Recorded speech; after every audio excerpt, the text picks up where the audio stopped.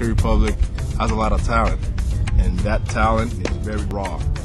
The job here is to look for that talent and try to develop that talent. After scouts found a wealth of Dominican baseball talent in the 60s and 70s, major league teams took a more systematic approach to signing and developing players. In the mid-80s, the first modern baseball academies were set up to house and train prospects. We work as a farm. We try to build players, send them to the States. Many early academies were underfunded and crude. Players sometimes lived in run-down boarding houses and practiced at substandard facilities. The fields were not in good conditions.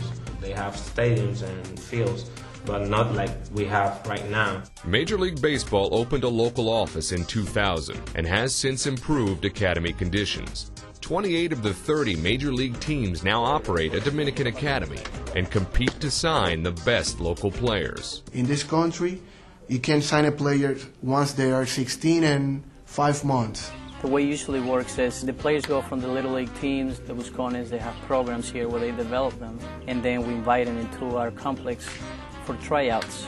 It's an aggressive market, scouting here in the Dominican Republic. When there is a good player, they have booked schedules, you know.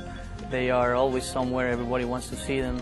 He shows you some tools and you want to sign them. If you let them go, some other team will sign the player you want to sign. Signing players here was once a far riskier undertaking than it is today.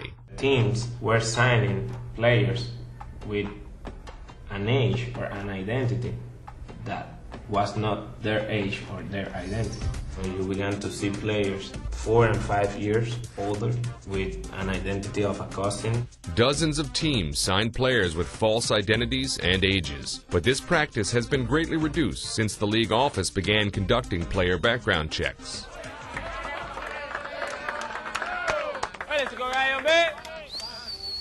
Players who make it into MLB academies train intensely. The centerpiece of this training is the Dominican Summer League, where teams from different academies compete each day. They work the whole year getting ready for the Summer League, and they have to play 72 games, which goes from June 1st to August 29th, having at least 3 days off on each month.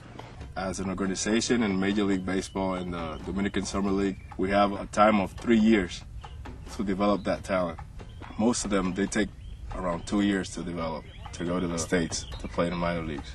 But most prospects at the academies are never able to make it to the next level. If we make from 100, 5 players to the big league, it's an awesome job. It's the toughest job that we have, letting players know, you know, that their biggest dream, their biggest thing they live for, you know, it's not going to happen. Even for players who don't make it, the academy experience is far better than it once was. The major leagues have long been accused of strip mining Dominican players, leaving those who get injured or don't make it to fend for themselves.